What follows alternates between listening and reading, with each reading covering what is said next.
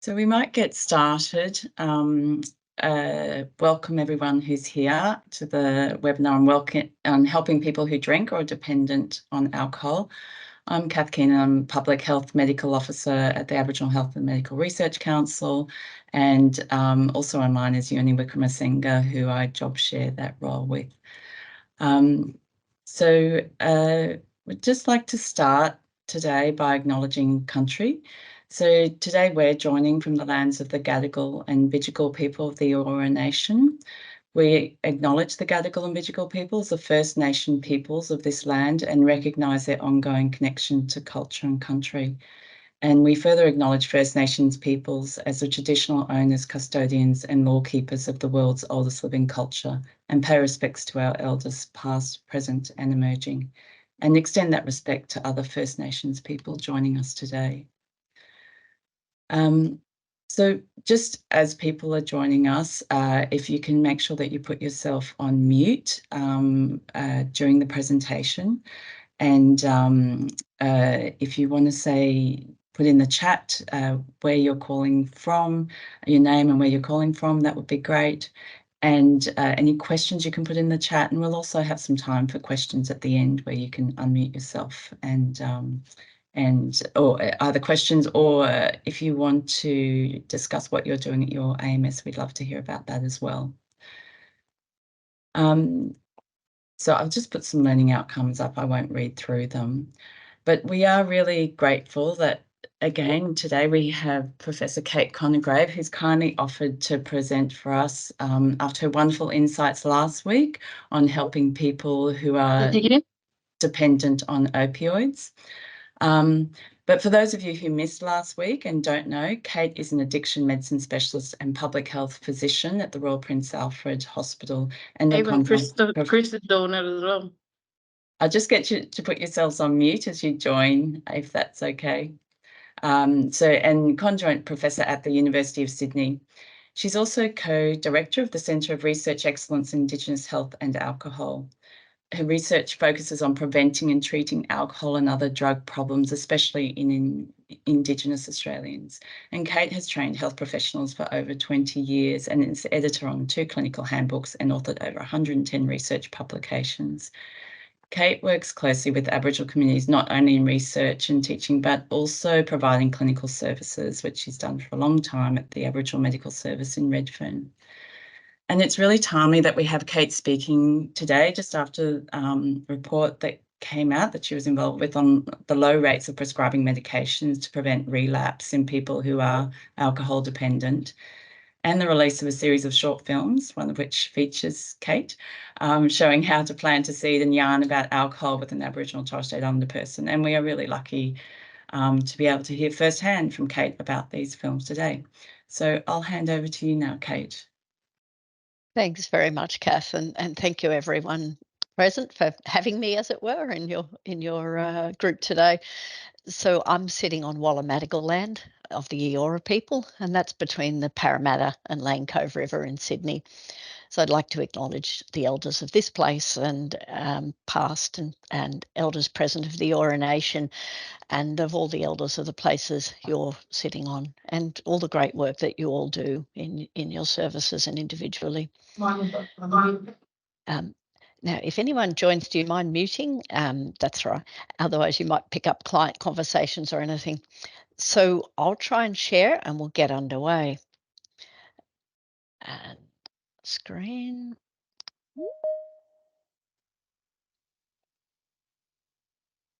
Okay, so you should be able to see my slides now, and I'm relying on Kath to let me know if there's any problems. As Kath said, if questions pop up, put them in the Q&A box, and Kath will let me know if there's something that needs answering halfway through, or otherwise we'll hope to allow some time towards the end for some conversation. So I present work, the things I've learnt from a lot of people. Some of you may know the wonderful Rob Hassan, who used to run the IRIS training. I learnt a lot about brief intervention from Rob. Kylie Lee, my colleague, and Scott Wilson, who work with me. Scott's co-director. I'm sorry, I've forgotten his name there, but Scott's the co-director of the Centre of Research Excellence of Indigenous Health and Alcohol. and the AH&MRC funded that service, and many, many others.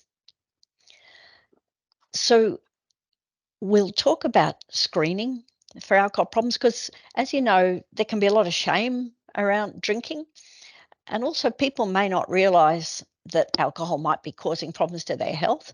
So how can we pick up that they maybe need to cut down, even if they don't yet know it? And how can we get them thinking about drinking and their drinking and thinking about making a change? So how can we have a brief yarn, even if we've only got 5 minutes? And we'll also talk about treatment or care for when someone's dependent on alcohol. That is when it's no longer a choice, when they're hooked. So alcohol is the top cause of death and the top cause of loss of healthy years of life for adults aged 15 to 49, which is pretty staggering. So it even tops tobacco in this age group because tobacco tends to get people later, whereas alcohol, as many of us know from tragedies we've seen in our own communities, that people can die young from alcohol. And there's also hidden deaths, like, and I know it's a very sensitive topic, but deaths by suicide, up to a third of them across Australia involve alcohol, because a person can be feeling bad and on the spur of the moment, the alcohol can take the lid off it and they act on their feelings, which they might not otherwise do. One of the reasons we want to talk about early detection is not only to prevent these short-term harms, but also the long-term, rather hidden harms of alcohol. And many people don't know that alcohol causes 7 different types of cancer. And it counts as what they call a top-level carcinogen. There is absolutely no doubt that alcohol increases your chance of cancer. They're as confident of it, all the researchers who've looked at the evidence, as they are of something like asbestos or tobacco. And the cancers that increases the risk of are very common ones, like breast cancer in women, bowel cancer in men or women. And the size of the circle represents the number of cases in the UK that are linked to alcohol. Excuse me one sec. Sorry. Excuse me. Sorry. Just trying to stop some background noise here. I couldn't find my mute button. Okay, so and the alcohol affects nearly every system of the body. So people know about liver problems, but liver problems are not the most common. Really common things are sleep problems or depression or stress. And a lot of people get stuck in a cycle where they're having trouble sleeping, maybe because they got trauma or it's an anniversary of sorry business, and they might drink alcohol to help them get to sleep. But if they're drinking alcohol regularly, then there's a rebound at nighttime when they stop drinking. It actually makes their sleep worse. And we know that when people drink regularly, it can make depression worse and stress worse. So they're stuck in a cycle where the thing that they're taking, almost like a medicine to treat their problems, is actually causing or making worse those problems. And if you look over there on the right, things like blood sugars, if people eat on an empty stomach, it makes their sugars go low. If they daily drink heavily, then it makes their body fight against the insulin, and it can make them more likely to get diabetes, and it can make it harder to manage diabetes.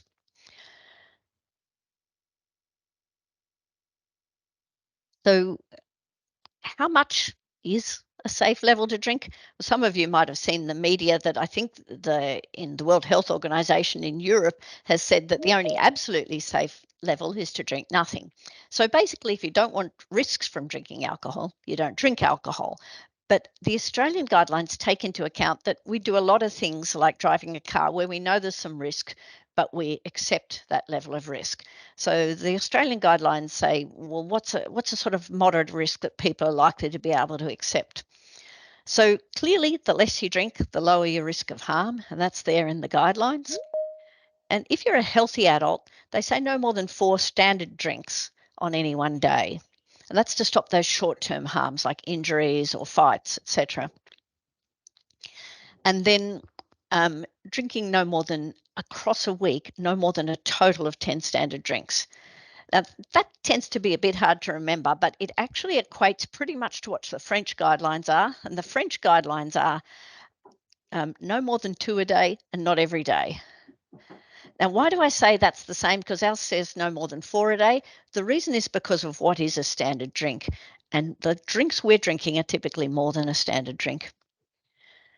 So have a think before I show it. Do you know how big a standard drink of wine is, for example? And when I ask this in services, they most often give what's a pub-served glass of wine, which is about 150 mils, but that's nearly a drink and a half. So a standard drink of wine is only 100 mils. If you've got a wine glass at home or a glass that you use for wine, if you measure it, it's quite surprising. It's quite hard to buy a 100 ml glass of wine. Most of them are more like 200 or 250. Then for beer, it's only 285 mils of full strength beer. So in New South Wales and Midi. If you're going for a can, then it's mid strength is one standard drink. And then for spirits, it's only 30 mils or one pub poured nip. So most of what people drink at home is more than a standard drink. So that's why I say that French guideline of no more than 2 a day and not every day, it can fit with what the size of drinks we're drinking. For children and people aged under 18, the guidelines are to drink no alcohol to reduce the risk of harms. And that's because young people take more risks anyway, and they're less able to, they've had less practice at handling risky situations, like, avoiding driving, like handling sexual interactions, etc. If someone wants sex and the other one doesn't, or someone wants protected sex and the other one doesn't, put alcohol in the mix, it's much, much harder to have those conversations. So what about pregnancy and breastfeeding? This WA image says it rather well, that everything the mum drinks goes through the blood and crosses very readily, alcohol crosses very readily over to the baby. So the blood alcohol in the developing baby is pretty much the same as the blood alcohol in the mum who's drinking. If you're breastfeeding, alcohol also crosses readily into the breast milk, and it takes a little bit longer to clear from the breast milk than it takes to clear from the mum's blood. So the guidelines for women who are pregnant or breastfeeding is to drink no alcohol. And that's in particular in pregnancy, it's to prevent the brain damage. And we know that even if you haven't got the facial changes of FASD or fetal alcohol spectrum disorder, a lot of kids have behavioural problems that look a bit like ADHD. They look like hyperactivity, but they're more likely to get in trouble at school, get in trouble with police, etc. And if a mum's breastfeeding and drinking, if a mum still wants to drink, even, you might let her know the guidelines are nothing is best, then good idea to express milk before you have a drink, and then only have one or two, because it takes an hour to clear each drink, and then wait till there's time for it to clear out of the breast milk before the mum feeds again. Okay, so that's some background. Let's move on to, we said a lot of people won't come and ask for help for alcohol because they don't even. Yep. Kate, can I just interrupt for 1 second? Someone's got their hand up. Dr. Andy's got his hand up. I'm not sure if you wanted to ask a question now. Yeah, can you hear me now? Yes, we can hear you. Kate, can you hear Andy?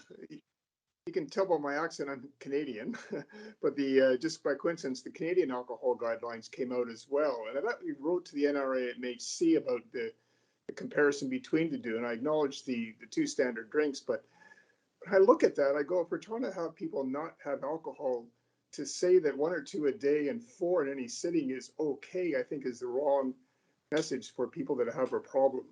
Because if they're having 4, they're going to think that it's safe. And if they have 4, they're probably going to have 6. Yeah. So these, if you start at 0. Yeah. Can I comment on it? First to say, these aren't guidelines for people who have problems. This is guidelines for the general healthy population. And our guidelines specifically say if someone has a problem with alcohol, then in many cases, it may be that they're best drinking nothing or considerably less.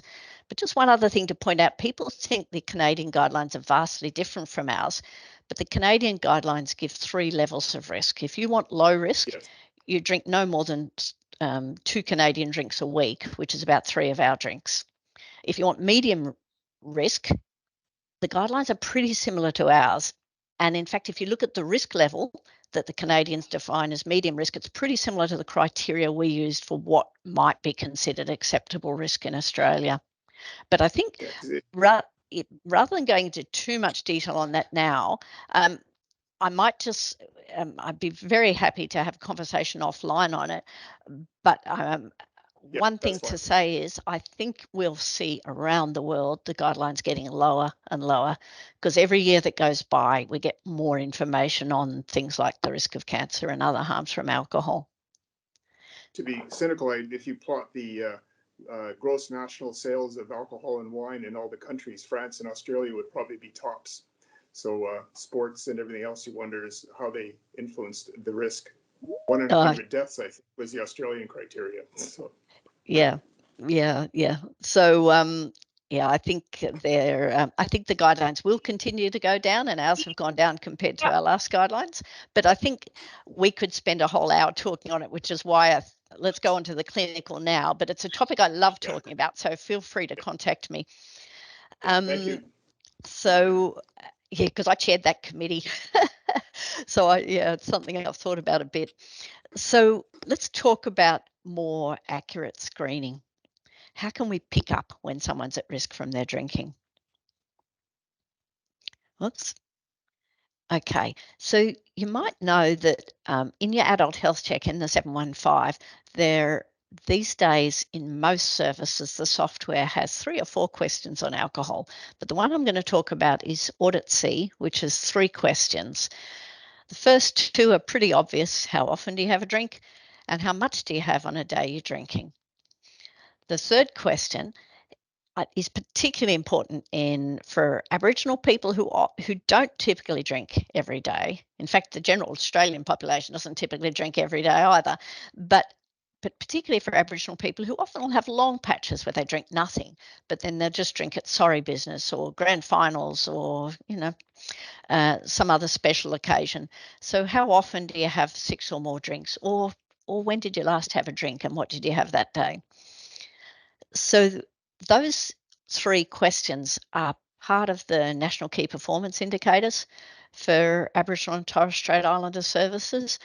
And in a lot of the practice software, you have to go looking for them, but some services are doing them in the pre-consult exam so that they really readily clock up there in KPIs.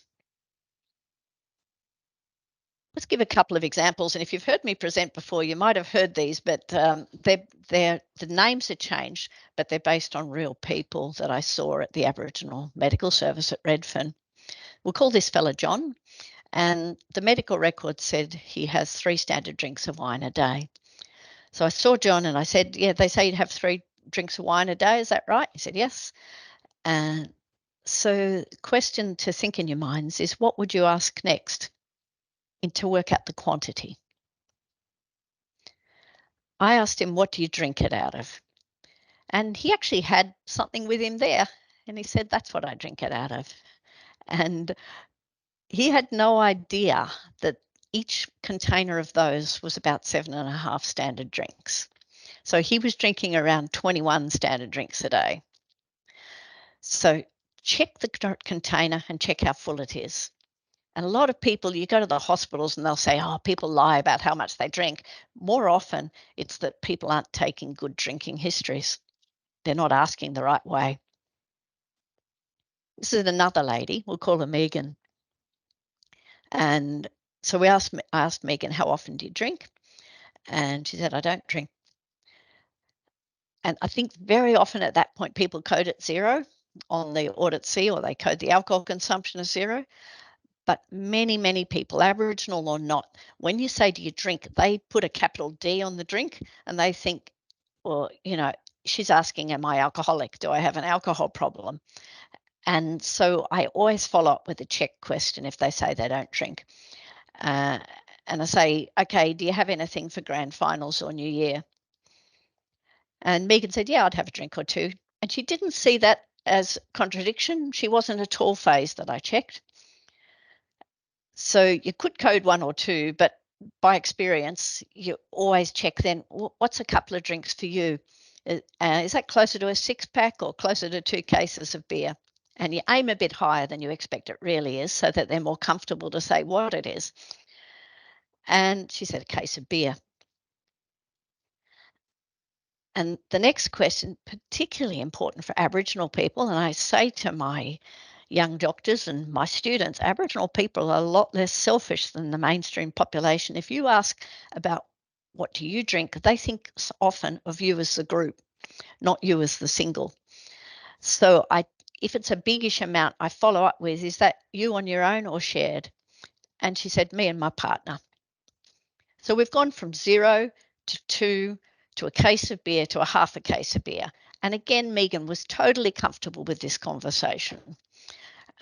So she's having a half a case. So that case is 24 stubbies. Each stubby, do you know how many standard drinks in that?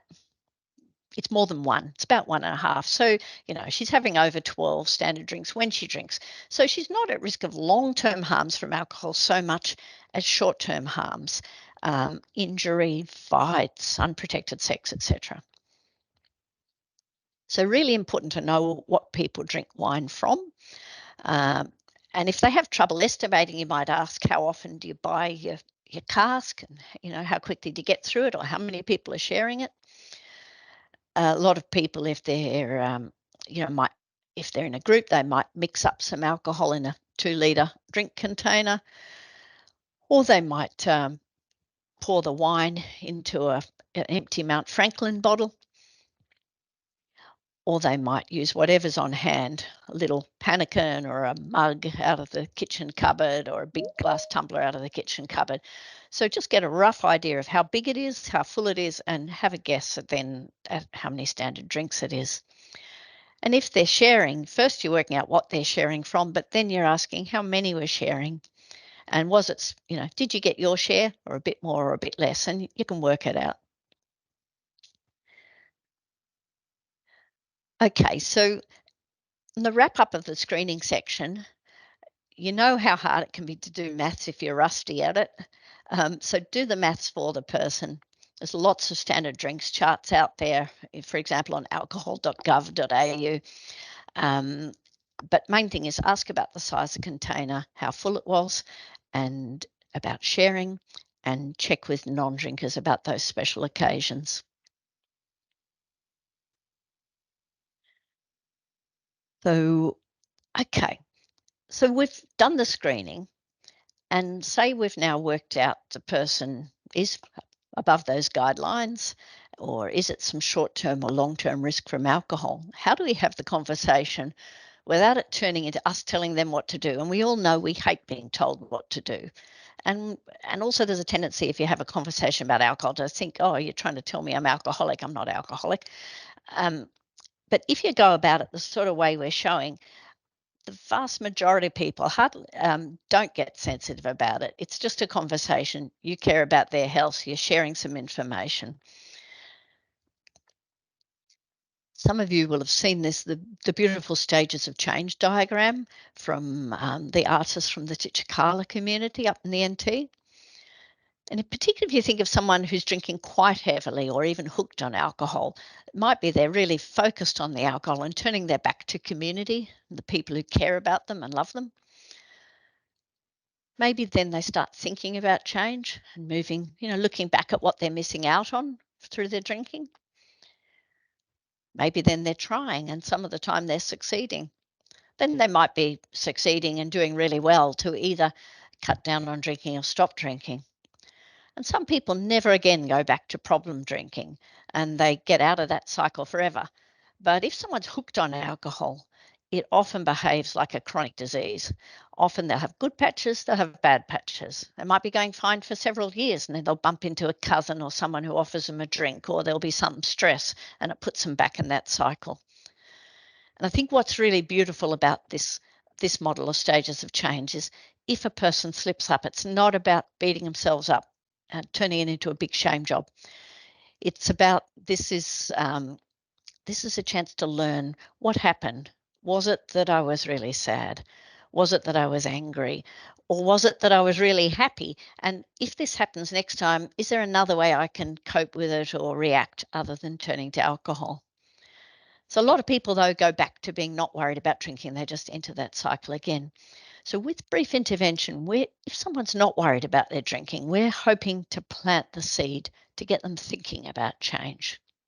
Or if they're thinking about change, we might be hoping to actually plant, give them a bit of extra motivation or ideas to go on to trying. If they're already trying, we might be giving them a couple of extra ideas and getting them thinking about ways they can succeed. And if they're already doing well, you might be just doing them a booster and telling them how beautifully they're doing and, what is the secret they're using and how can they keep doing that. Okay, so, and we're talking about brief intervention because a lot of us are not drug and alcohol counsellors, or we might be in the middle of a busy clinic about something else and alcohol comes up. So we need sometimes short ways of doing it. So Rob Hassan describes brief intervention or a brief yarn as using any opportunity to get a person thinking about their drinking. One young person I know said to me, I've got a friend at work I'm really worried about. Every time he drinks, he ends up using cocaine, and I can see his life unraveling. It's all coming apart in front of my eyes. What can I do? So I went through these principles of how you can do a brief intervention. And he had the conversation with his friend, starting off with, I'm worried about you, mate. And this friend then stopped drinking for many months and stopped using cocaine, and life improved a lot. So you don't have to be a health professional. Drivers can be trained to do it. Anyone can. So I'm going to show you Rob Hassan doing a brief intervention with an actor. The actor, some of you may know, is the wonderful Jimmy Perry, who's himself an Aboriginal health worker. Jimmy does preventive drug and alcohol work right across South Australia, and he kindly agreed to act as the client in this scenario. Okay, let's go.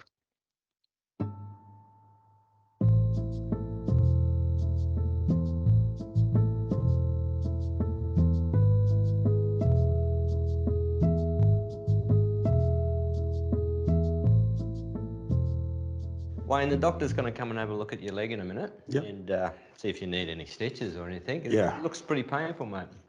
Yeah, it's a bit of pain. It's a lot of pain. That's why I'm here. Yeah. So you've been at work today, obviously? Yeah, I was for a while. Right. Okay. Tell me a little bit about what happened there, mate. I can't remember too much. I can remember on the weekend, after the football game, got a couple of drinks and had a great night, but I can't remember what happened to my leg. Okay. When you say a couple of drinks, what are we talking about here? I bought a slab. Okay, so you drank a slab on the Saturday after the game? No. I went halves with a teammate. Okay. So how many you reckon you got out of that slab? I got my 12's worth. Okay, so you had about half a slab on the Saturday night. Yeah. And you woke up Sunday. Yeah, sore on your leg. Okay. We'll talk a little bit more about your leg in a minute, but I'm just curious. During the week, do you drink during the week? Have a couple. Okay, It's so fine. couple during the week? What's couple mean to you? 3 or 4. 3 or 4? And is that every night, yeah? Yeah, when I get home from work. Okay. So on the weekends after you play footy, you normally have about a half a slab? Yep. Yeah. And that's normal for whether you lose or win? Yeah, pretty much. Yep. I think, when we win, I'll probably have maybe a little bit more? a bit more. Understandable. And during the week, you maybe have 3 or 4 every night, yeah? Yep. Okay. So if we add that up, if we look at it over a whole week, we're looking at probably a slab, yeah? Yeah, maybe. I hadn't thought about it. How do you feel about that? I haven't worried about it, but I'm worried about my leg. Okay. Yep. And like I said, the doctor's going to come and have a look at that. Do you think the drinking, a whole slab during the week, do you think that affects your game?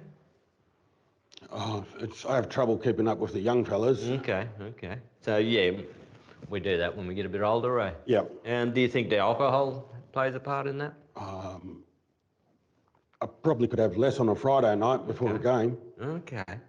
So you think if you had less on a Friday night, you'd play a bit better on a Saturday? Definitely. Okay. Have you ever thought about cutting down? Not really. Okay. Do you think there might be some benefits of maybe cutting down a little bit? Might save some money.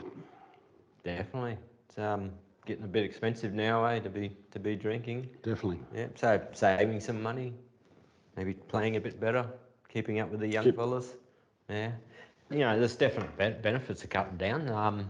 And some of the ways that you can cut down is maybe drink some water before you start drinking, especially on a Friday night, because we need to rehydrate before the game to make sure we've got plenty of water on board. Yeah. Even after the game, it's important to drink a lot of water because you're going to be sweating, and when we drink alcohol, it tends to dehydrate us. Some other tips is maybe eating some food before you start to celebrate. Yeah. It might slow the absorption of alcohol down a little bit. All right. I have a little bit of information here about drinking levels. Right. And recommended drinking levels. Okay. And that's mainly for our health, and keeping yourself safe and maybe even helping your leg heal up. Yeah. But also, here's my card here. Yeah. If you have a think about if you want to learn some more about alcohol, maybe even cut down a little bit, give us a call. Okay. We can have a chat. Yeah. Yeah. But if you don't, in the meantime, have a think about what we've talked about, drinking less on a Friday night, maybe drinking some water, maybe having some food before you're drinking. Saving some money would be great. Yeah, okay then. All right. Well, we've got the doctor coming now, so we'll get your leg ready. Yep. Have a look at and see how we go.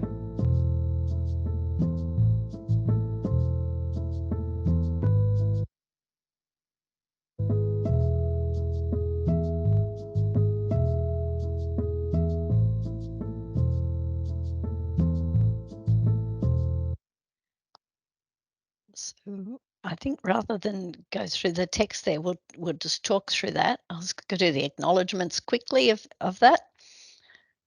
So Rob Hassan and Jimmy you saw, and behind the scene, David Hansen and Kylie Lee was, make this happen. And whoops, and we won't start it again.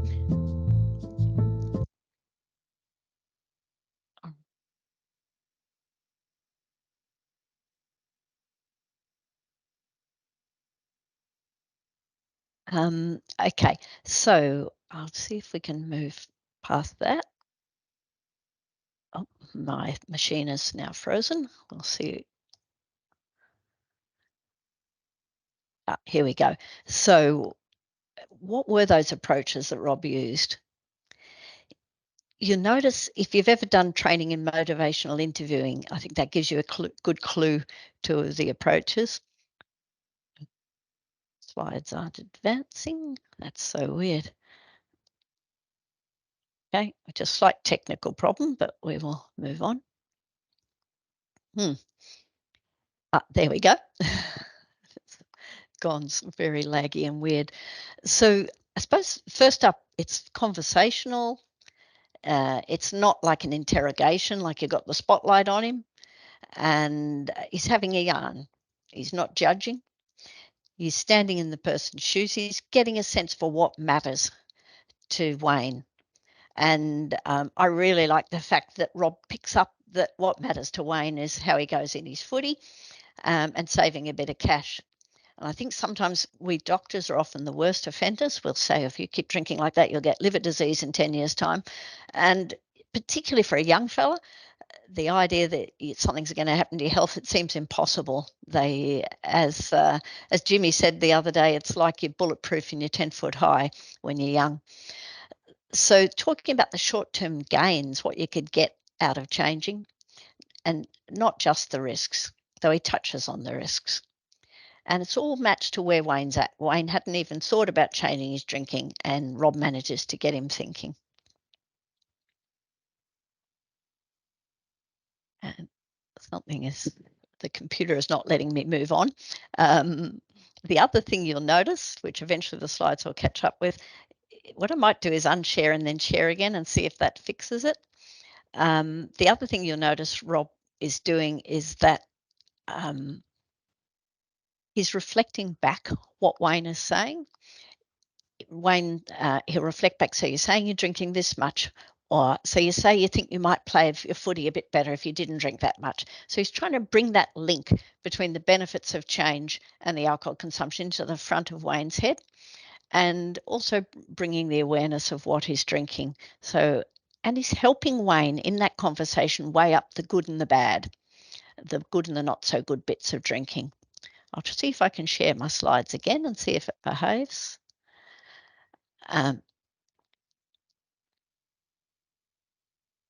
Yep, so very weird. It works with my touchpad, but not my keys.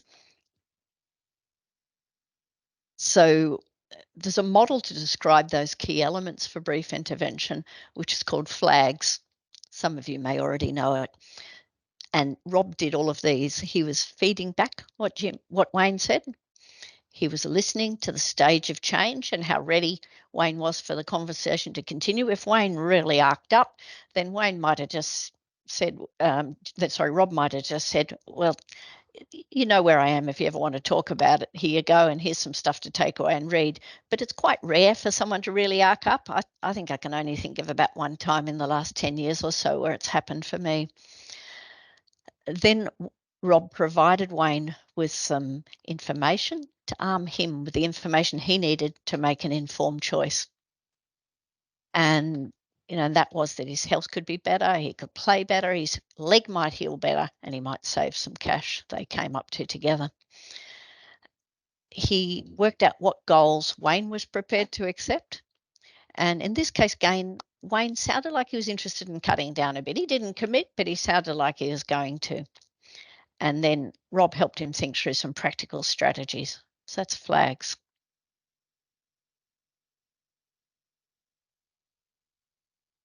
Oops, sorry, it's going backwards. I don't know why that's happening.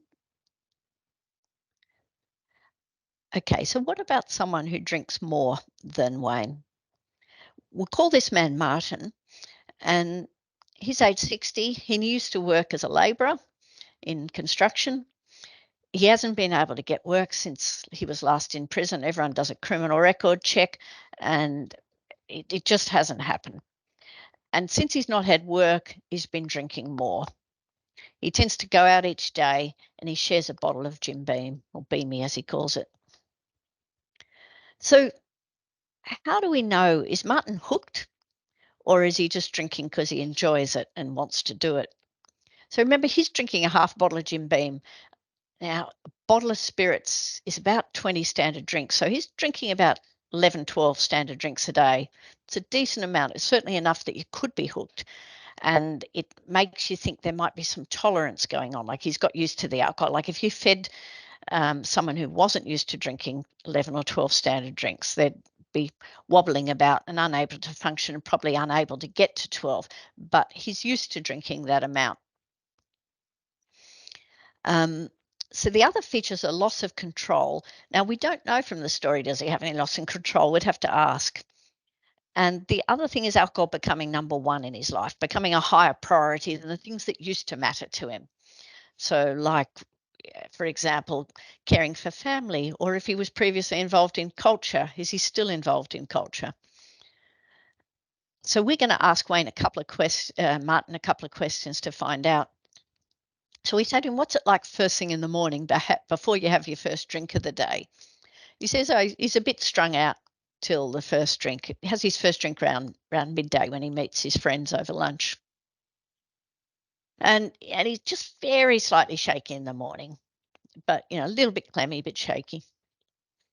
So we're thinking, yeah, looks like he's got some physical dependence on alcohol. So it's already looking like he is hooked. We also check how easy would it be to stop if you wanted to at one or two drinks, and he sort of laughs a bit and said, not super easy. And he just volunteers the fact he doesn't do a lot without a drink in his hand. So So we've now concluded, based on those 3 criteria, he can't stop at 1 or 2 drinks, so he's got loss of control. He does seem to be getting physical withdrawal, and he doesn't do a lot without a drink in his hand. So he meets all 3, but even if he only had 2, we'd be saying he's probably hooked on alcohol. So the sort of feedback we'd be giving to Martin in a brief intervention is, okay, so you enjoy going out meeting your friend for a drink, but you're finding that you've been drinking more since you're not working. And you get pretty stressed and shaky in the mornings, and you're finding it a bit harder to stop once you have that first drink. So that's probably the feedback we'd do. Then we're listening. Is he happy for us to keep going? So let's say he seems pretty comfortable, pretty interested, and maybe even seeing a flicker of concern. He's starting to think a bit about it. So next we'll be giving him some advice and information, and we're not going to drown him in advice.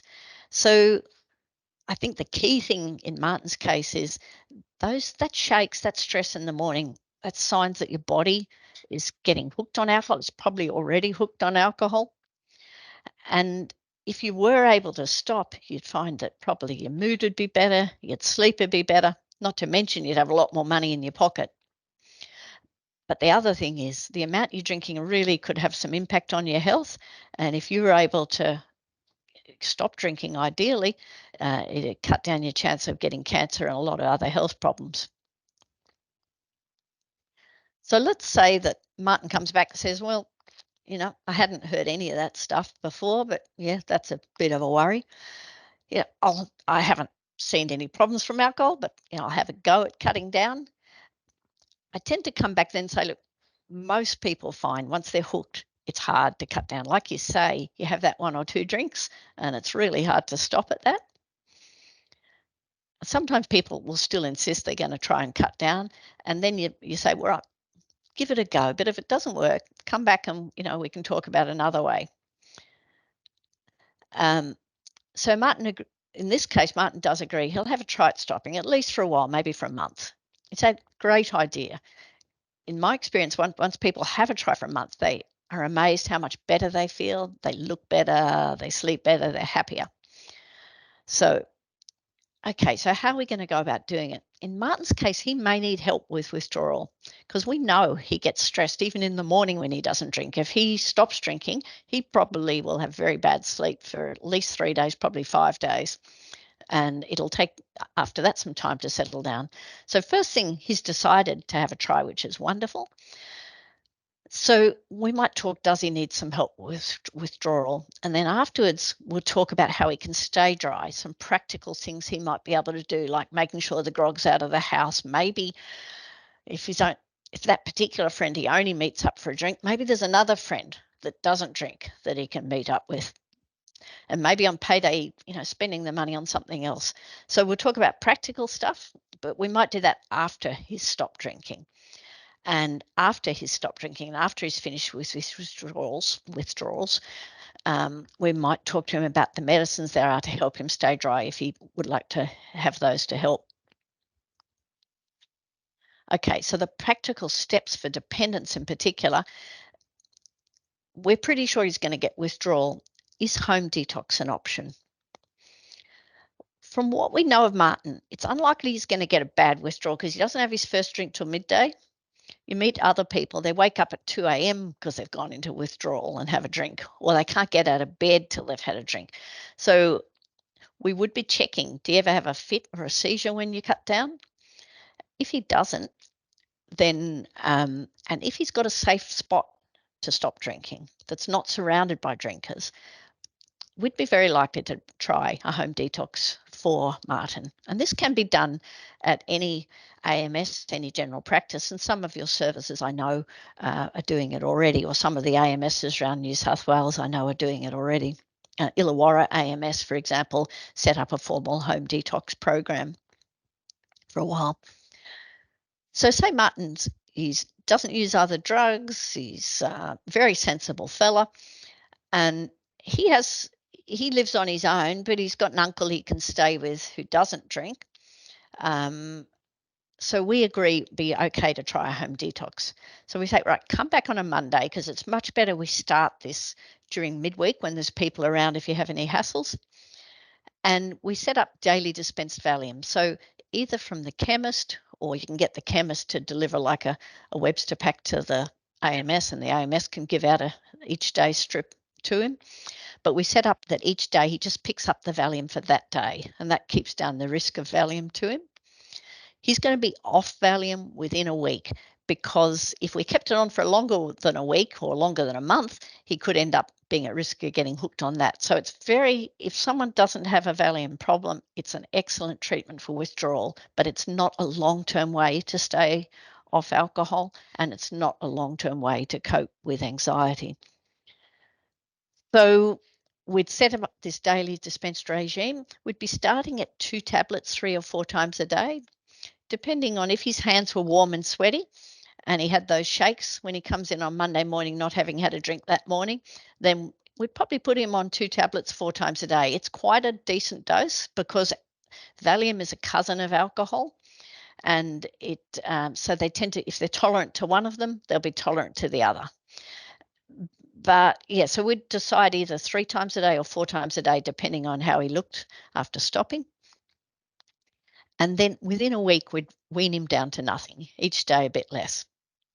And any GPs in particular in the audience, Josh Watt is a GP and an addiction medicine specialist, and we did a paper on managing alcohol in a general practice setting, and it includes home detox and some practical steps and guides. So, and then we'd be saying, well, the next week come in and we might tee you up and discuss ways of staying dry. And of course, from the first time we see him, we'd probably give him some vitamin B1 or thiamine, because alcohol stops your body taking in the vitamin B1, even if you eat a healthy diet, and it stops your body using that thiamine. So giving them some thiamine to help protect their brain cells and stop that brain shrinkage and brain damage. So we'd give him some thiamine to take from the first time we see him and during the withdrawal. And even for a month after he stops drinking, he can keep taking a bit of thiamine. But how can he stay dry? That's the hard bit. So any GP can also prescribe the relapse prevention medicines. Not everyone wants them, but if they expect it's going to be challenging to stay dry, they can take these medicines. And there's 2 of them that are on the PBS and on the Close the Gap. And you start them after the withdrawal's finished, typically. The naltrexone, it's only 1 tablet a day. So as long as there's no contraindications, as long as there's no reasons you can't use it, I'd go for naltrexone because it's easy to remember. And none of these are addictive. For the naltrexone, you ring Canberra to get the authority, and you say it's part of a comprehensive treatment program, which means you're not just sprinkling it on the Weet-Bix, you're offering them counselling, or you're offering them follow-up, you're telling them about groups they could go to maybe.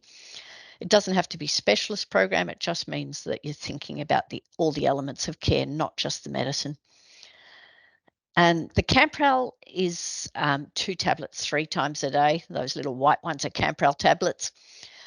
It's harder to remember, but if someone's got a lot of anxiety driving their drinking, I'll sometimes go to the Campral. And some of our clients, as you know, have a lot of trauma.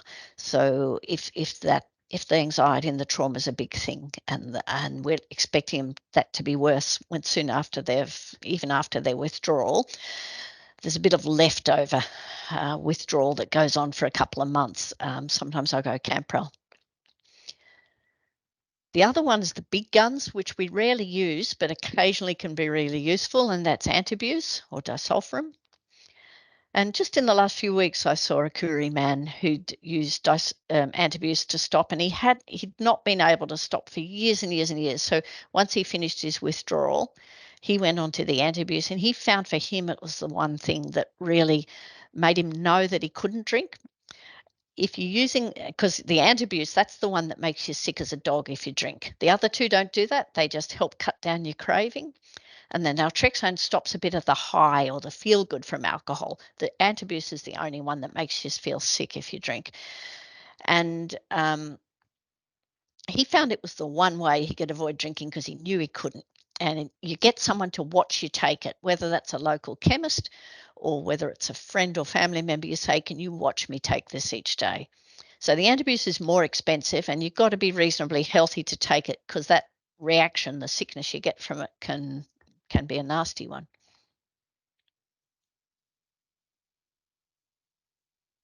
Okay, so the medicines is only one bit, and I think Aboriginal services are particularly good in my experience at offering things like a men's group, or some services, I've been to offer gardening groups. I've even been to one service in NT that offered a mechanics group, a mechanics workshop for men.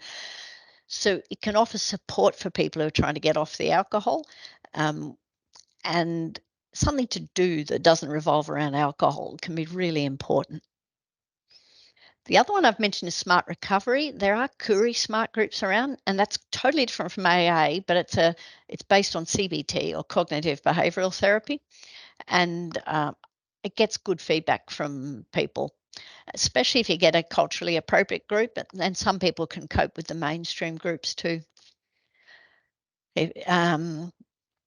The AA, some people love it and find it really helpful, the mentors in particular. Other people don't like it. You just got to try things and work out what's right for you. And if there's a AOD worker or counsellor around, obviously that can be very helpful. Don't forget thinking about finding other things to do, because especially if a person's hooked on alcohol, a lot of their life revolves around alcohol. So finding something else to fill that time and give them that connection and that sense of meaning. Just a reminder that even if a person won't change how much they drink at all, you can think about reducing harms from drinking. And that might be getting them to take some vitamin B. It might be getting them to think about leaving their car keys at home if they're drinking. It might be to get them thinking about who's looking after the kids if they're going to drink. So in summary, really important that we're going out and offering help for alcohol if people need it, or having conversations about alcohol to get people having a think. That brief yarn about alcohol is the first step. Don't rely on referral alone, because even when I sit upstairs at AMS and the GPs are downstairs, a lot of people won't come up. It's a bit of a shame job seeing the AOD team. If you do refer, try and link them to the person, go up and walk up with them and introduce them to the person, and check afterwards, did that go okay? And let them know they can always come back to you and have a talk. If possible, offer some care or treatment for dependence where it's safe to do so on site, because it takes away a lot of barriers to getting help. But some people do need a residential service. If they have fits when they stop drinking, or if they've tried detoxing at home a couple of times and it hasn't worked, they might need a residential detox, and they might need a resi rehab. Don't forget the thiamine to stop the brain damage, even for people who are ongoing drinking who won't change or can't change.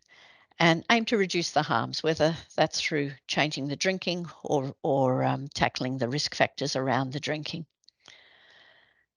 So those films are available, and we'll give you the slides, and that link gets you to those 4 different films there that you can have a look at on 3 examples of how to do a brief yarn, and one with Rob Hassan talking about what he does when he's doing a brief yarn. There's if you're a clinician, AOD worker, health worker, you can, etc. You can ring that number to get advice on what to do when caring for someone with alcohol. It's not for clients. There's a different number for clients. And I mentioned that Australian Doctor article, and I'll leave you with these links. Though some of those images I showed you of the tips on how to cut down from the alcohol awareness kit. Some of you have seen that older handbook for Aboriginal alcohol and drug work. All these things are there for free download. So I'll stop there. So hopefully there's a few minutes for questions if you have any. And yeah, thank you very much for listening and letting me talk with you. Thanks, Kate. As always, it's really insightful and practical information. If anyone has any questions, maybe just raise your hand, or you could put it in the chat box if you'd rather not speak in person. Kate, I might just ask a question just about women of childbearing age. There has been a focus on fetal alcohol spectrum disorder in the community controlled sector, and ACCHO have a big campaign on, Strongborn Communications campaign. Is there any difference in approach for women of childbearing age? And for instance, can you safely use the medications to prevent relapse in women who are of childbearing age or are pregnant? Yeah, I'm just going to mute my picture because I'm getting warnings that my network quality isn't good and I'm seeing you both lagging. Hopefully you can still hear me. The medications you don't normally use in women of childbearing age because there's just not the evidence to say they're safe in pregnancy. So you would go the behavioural ways if someone had a drinking problem. And there are, as some of the people online know, there are some resi rehabs specifically for Aboriginal women now, and some that take couples, and there are some mainstream rehabs that take women and kids. But I think you raise a really important point that if people are drinking, great to have the conversation about contraception. And if possible, you make a choice between drinking and being open to pregnancy. So, you know, like the marina or the rod is great if a woman's young and wanting to drink. Okay, yeah, thanks. And if no one else has got has anyone else got a question?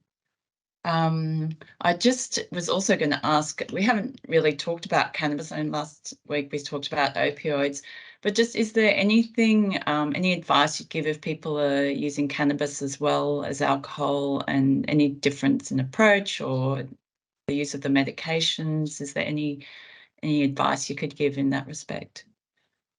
Yeah. If they were drinking heavily and using cannabis, you'd tend to start with the alcohol because you don't tend to get very far until the alcohol's under control. But if the cannabis was heavy and the alcohol was only now and then you might first up again start with that brief yarn, and often the very similar principles, that thing that they're using to calm them and using them to help get to sleep is probably causing them to have sleep problems and causing them to have stress in the background. And we know it can also make you feel more down. Most people, when they stop, once they've been off it for about a month, most people feel happier and loads more energy and their brain works so much better. In terms of the home detox, some people don't need anything. They just can stop. The withdrawal's not dangerous from cannabis withdrawal, but sometimes we use for 5 days either low dose of olanzapine or low dose of diazepam, but much lower doses, like a maximum of 2 tablets 3 times a day, often just 1 tablet 3 times a day. And again, maximum of 5 days. Yeah, and then exercise, we know, can actually help relieve withdrawal a bit. It helps get the cannabis out of the stores in the fatty tissue and into the blood and relieves withdrawal. Yeah, great. Thank you for that. Well, we're just about at time. There is a question.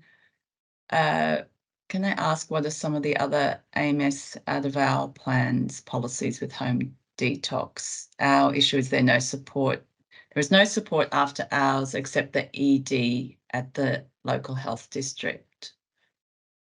Yeah, we're exactly the same at Redfern AMS. If I do a home detox, I set up daily dispensing through the pharmacy, and if there's any problem or if I'm anticipating any problem, I'll say to them, go to the ED after hours. We don't have an after hours service, but yep. I think that's a luxury. I don't know of any home detoxes that have after hours services of the ones mainstream or Aboriginal specific.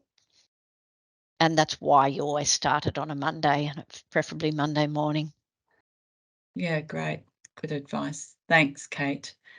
So we're just about at the Can end I ask a question? Sorry, yes, that of was course, me Sam. who just asked the question Yes. about the out of hours policy. Yeah, go ahead, Sam. Our biggest concern out here is, one, we don't have anything after hours to do home detox. What happens medico-legally wise with an AMS who is doing a home detox if the individual ends up having a seizure at 2 o'clock in the morning, ends up having a bend on at 2 o'clock in the morning because they have been triggered by something in environmental factors, or there's sorry business that has occurred at 2 o'clock in the morning, they've been notified by it, and just things like that. Where does the AMS and medico-legally stand if those clinical risk incidences occur when we don't have after-hour services, but we've put this plan into place? Yeah, all very good questions. I think if someone's got a history of having a seizure when they stop, then you wouldn't do a home detox typically. You'd send them to a live-in detox unit, and I know that's a big issue for rural regions, but you might have to send them to someone like Weiler at Orange or Concord Hospital in Sydney, for example. And I think it's something I've raised with New South Wales Health, that they need more places for people to do detoxes inpatient when they need it. If you've assessed them properly and assessed that they don't have past seizures, they don't have a benzo problem, they're not using ice or heroin, they've got someone at home who could call for help if needed. If you've done that properly, you're within the National Alcohol Treatment Guidelines. They set out in the National Alcohol Treatment Guidelines, they set out that this is how to do a home detox. And if you're following national guidelines, I don't believe you'd be, I'm not a lawyer, but I believe you'd have a very good basis to stand on. Are there out-of-hour GPs in your area that people can call if someone has a problem? No, that's a luxury. No, definitely not. That's why I said all we've got is the ED Yeah. at our local health district. Yeah. Yeah.